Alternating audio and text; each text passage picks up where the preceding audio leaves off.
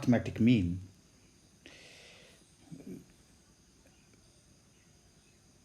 there are so many limitations of arithmetic mean which gave birth to the median.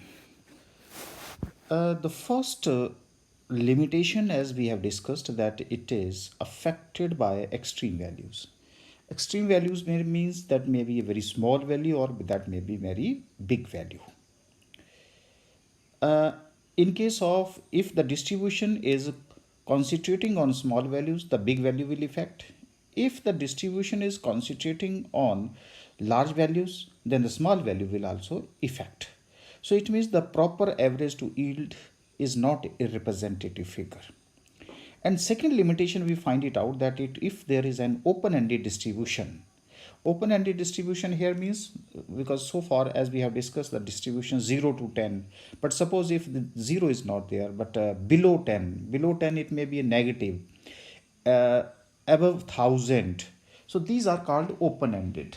When it is open-ended, naturally then again we cannot calculate the arithmetic mean. And mean is not useful for studying the qualitative phenomenon like beauty, honesty, intelligence, etc.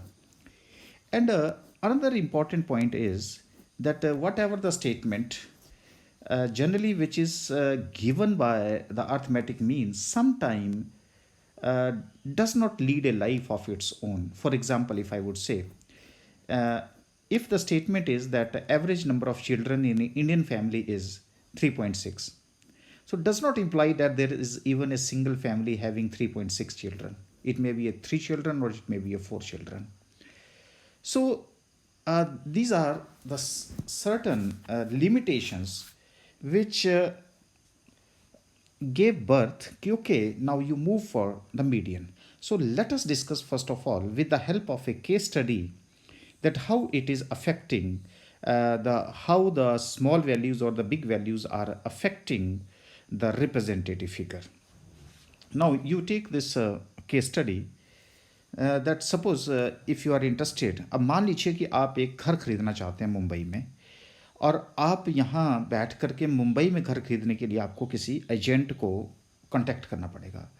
अब आपने agent को ये पूछा कि मुझे एक unit खरीदना है, मुझे एक घर खरीदना है, मुझे एक 2 BHK हाउस खरीदना है, तो बताइए कि आजकल क्या रेट चल रहा है. तो उस एजेंट ने आपको कहा कि जी इस टाइम ऑन एन एवरेज जो एक यूनिट का प्राइस है वो 1,10,000 है, जबकि आपने जो अपना बजट था वो रखा हुआ था 60,000 टू 75,000 रुपीज़ के बीच. तो इसका मतलब है कि आपकी ये प्राइस रेंज से बाहर हो गया, तो आपने अपना आइडिया जो है वो ड्रॉप कर दिया. लेकिन आपको लगा कि कुछ मुझे गड़बड़ लग रही है, तो उन्होंने क्या कहा कि एजेंट को कहा कि आप ऐसा करिए कि कुछ एक यूनिट्स के इंडिविजुअल प्राइसेस मुझे भेज दीजिएगा. जब उन्होंने इंडिविजुअल प्राइसेस भेजे तो उसमें ये देखा गया कि एक यूनिट का प्राइस जो था वो 60,000 था, दूसरे का 65,000 था, तीसरे का 70,000 था, चौथे का 80,000 था, और एक आपके पास पेंट हाउस भी, उसने पेंट हाउस का रेट भी उसको आप मतलब डिलक्स हाउस बोल लीजिएगा, आप एक लग्जरियस हाउस बोल दीजिएगा, और जिसकी एक प्राइस जो था 2,75,000 था. तो उस एजेंट ने क्या किया कि जो हमने पहले अर्थमेटिक मीन कैलकुलेट किया था वही 60,000 प्लस 65,000 प्लस 70,000 प्लस 80,000 प्लस 2,75,000 और उसको डिवाइड कर दिया 5 आइटम्स के साथ, 5 हाउसेस के साथ, और एवरेज आ गई 1,10,000, जिसके बेस के ऊपर आपको उसने स्टेटमेंट दी कि इस टाइम प्राइस चल रहा है वो 1,10,000 है. तो इसका मतलब क्या हुआ कि आप देखिए 60, 65, 70 और 80 के लिए जो 2,75,000 थी वो एक एक्सट्रीम वैल्यू थी जिसने कि आपकी एवरेज को एक तरह से ड्रैग कर दिया, और ड्रैग ऊपर की तरफ को कर दिया क्योंकि ये एक्सट्रीम वैल्यूज़ थी. जब ड्रैग कर दिया तो आपका जो मीन था वो 1,10,000 हो गया. जब 10,000 हो गया तो इसका मतलब 1,10,000 is not representing the 60 to 80,000 range.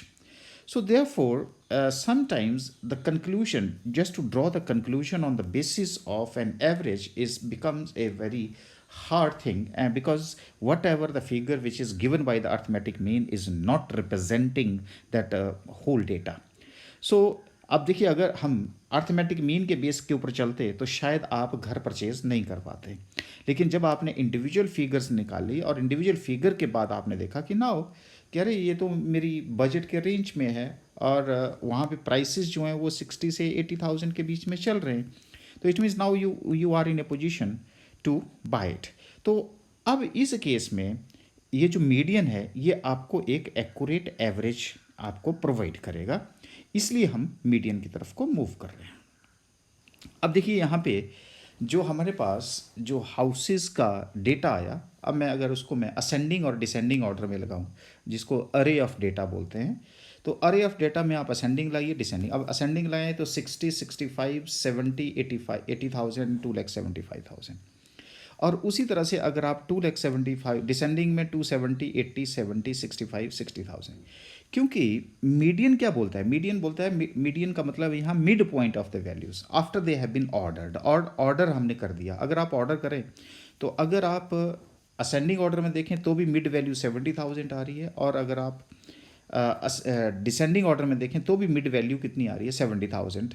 इसका मतलब 2 आइटम ऊपर हैं, 2 आइटम्स नीचे हैं, और सेंटर में जो 70,000 है, दोनों के केस में यहाँ पे जो मिड पॉइंट है वो 70,000 है।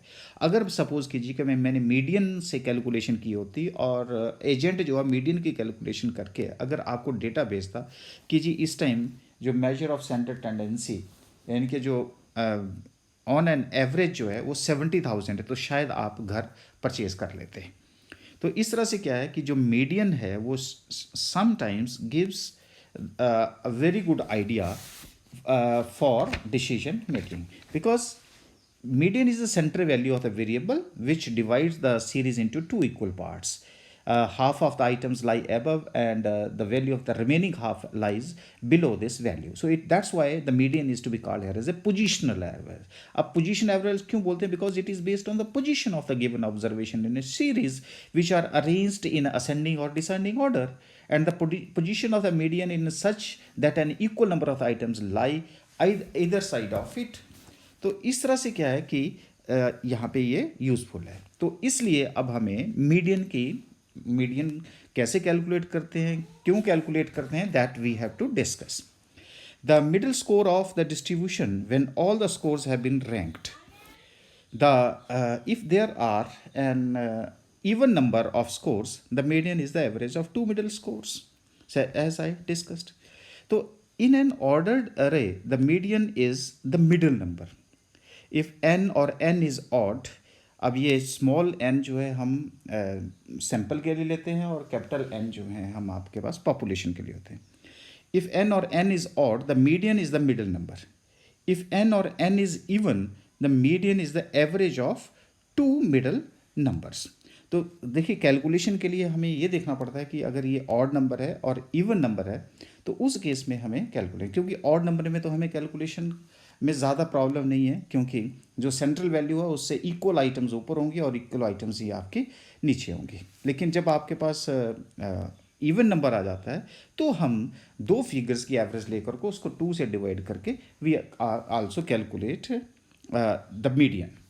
Okay, now the potential problem with the means as I have already discuss. अब देखिए, यहाँ पे हमारे पास 1 2 3 4 5 6 आइटम्स हैं। अगर ये 6 आइटम्स कॉन्सेंट्रेट कर रही हैं एक ही जगह पे, तो तब आप देखिए मीडियन और मीन में कोई ज़्यादा फ़र्क नहीं है। लेकिन अगर आप नीचे वाले उसमें देखिए, अगर एक वैल्यू जैसे 2,75,000 जो है बहुत ज़्यादा आगे है, तो उस केस में मीन जो था हमारा 1,10,000 था। और अगर आप मीडियन को चेक करें तो ये मीडियन जो है सेंट्रल वैल्यू जो 70,000 के करीब था, इसलिए मीडियन और मीन में जो है वो बहुत ज़्यादा डिफरेंसेस आ गए, जिसकी वजह से हमें मीडियन की तरफ को जाना पड़ा फॉर द कैलकुलेशन। तो ये हमारी जो प्रॉब्लम्स हैं जो हमें मीन से मिली, उसको हमने डायग्रामेटिकली आपको प्रेजेंट करने की कोशिश करी, जिसकी वजह से आप इसको अंडरस्टैंड कर सकें। अब देखिए, यहाँ पे अगर आपके पास अब देखिए मीडियन 5 है, और अगर यहाँ पे भी अगर आप देखें तो मीडियन जो है वो 5 है। अब देखिए, डेटा जो क्या है, एक कॉन्स्टिट्यूट कर रहा है और एक जो है एक्सट्रीम वैल्यू है। इसका मतलब मीडियन को एक्सट्रीम वैल्यू जो है वो इफ़ेक्ट नहीं करती। तो मीडियन फॉर रॉ डेटा, जब गिवन ऑब्जर्वेशंस हैं तो सबसे पहले आपने क्या करना है कि जो भी ऑब्जर्वेशंस आपके दे रखी हैं उन आइटम्स को आपने अरेंज करना है, चाहे आप उसको असेंडिंग ऑर्डर में करिए चाहे आप डिसेंडिंग ऑर्डर में करिए। और फिर हम एवरेज ले लेते हैं, तो average is equal to n divided by 2 plus n+1 divided by 2।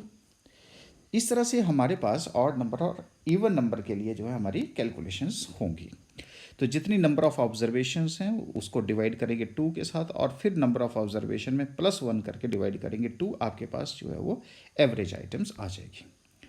अब मान लीजिए कि ये हमारे पास रॉ डेटा है, इसकी हम कैलकुलेशन कैसे करेंगे। अब देखिए 25, 55, 5, 45, 15 एंड 35 है। तो जैसे हमने कहा कि पहला स्टेप आपके पास क्या होगा, अरेंज द आइटम्स। तो हम आइटम्स को अरेंज करेंगे 5, 15, 25, 35, 45, 55 और यहाँ पे n इज इक्वल टू 6 है। तो मेरे पास कौन सा नंबर आ गया, इवन नंबर आ गया। तो मैं क्या करूँगा कि इवन नंबर में average of third and fourth item, अब 1 2 3 25 है, फोर्थ आइटम मेरे पास 35 है, 35 plus 25 divided by 2 which is equal to 30। तो ये हमारे पास था इवन नंबर में मीडियन की कैलकुलेशंस कैसे करते हैं। अच्छा, median of raw data when given observations are odd. तो जब ऑड नंबर आपके पास आ जाए तो आपने क्या करना है कि first arrange the items in that is in the ascending orders. अब आपके पास असेंडिंग ऑर्डर्स हैं और उसके बाद आपने जो जितने भी नंबर्स हैं उनको +1 करके 2 से डिवाइड कर दीजिएगा, you will get the value of the median. अब जैसे मान लीजिए कि अब हमारे पास ये क्वेश्चन है, क्वेश्चन नंबर 19 है, उसमें हमने आपके ऊपर स्टेप भी दे रखे हैं और कैलकुलेशंस भी दे रखी हैं। तो जैसे हमने फर्स्ट स्टेप बोला है कि arrange the size of the item in ascending और डिसेंडिंग ऑर्डर, ठीक है जी। ये इंडिविजुअल सीरीज है, अनग्रुप्ड डेटा जिसको बोल सकते हैं आप, रॉ डेटा जिसको बोल सकते हैं, उसकी बात कर रहा हूँ। और ascertain n+1 divided by 2th item and calculate the median as follows. अब जैसे मान लीजिए कि ये रोल नंबर 1 2 3 4 5 6 हैं, उनके मार्क्स जो हैं वो 25, 55, 5, 45, 15 और 35 हैं। तो सबसे पहले हम क्या करेंगे, आइटम्स को अरेंज करेंगे तो 5 है, 15 है, 25 है, 35 है, 45 और 55 है। तो यहाँ पे मेरे पास 1 2 3 4 5 6 आइटम्स हैं। अगर 6 आइटम्स हैं तो मैं n+1 बाई 2th आइटम करूँगा। जब 2th आइटम आ गई तो 7 आइटम्स हैं मेरे पास, 6 आइटम्स हैं और 6 आइटम्स के बाद हम +1 करके डिवाइडेड बाई 2 कर दिया तो मेरे पास आ गई 3.5 आइटम। अब मीडियन क्या है, थर्ड आइटम मेरे पास क्या है, तो यहाँ पे थर्ड आइटम मेरे पास 25 है, लेकिन जो 3.5 है तो इसका मतलब 50% ऑफ आगे वाली फिगर और पीछे वाली फिगर। तो 50% of fourth item is that is 35 और थर्ड आइटम मेरे पास है 25। तो 35 minus 25 which is equal to 10 और 10 का 50% मेरे पास आ गया 5, इसलिए 25 प्लस 5 इज इक्वल टू 30। ये मेरे पास इंडिविजुअल सीरीज का मतलब होता है अनग्रुप्ड डेटा। अब मान लेते हैं कि यहाँ पे अब एक और क्वेश्चन ले लेते हैं, arrange the size of the item in ascending order, हमने ये कर दिया। अब उसके बाद 1 2 3 4 5 6 7 plus 1 is equal to 2 which is equal to 8th item which is equal to 4th item. तो median is equal to 4th item. तो यहाँ पे हमारे पास ऑड नंबर था तो कोई दिक्कत नहीं आई। तो 4th आइटम यहाँ क्या है 1 2 3 4 विच इज इक्वल टू 35। उसी तरह से हमारे पास computation of median in case of discrete series with frequencies. अब हमारे पास क्या है, डेटा है, डेटा के साथ फ्रिक्वेंसी है हमारे पास।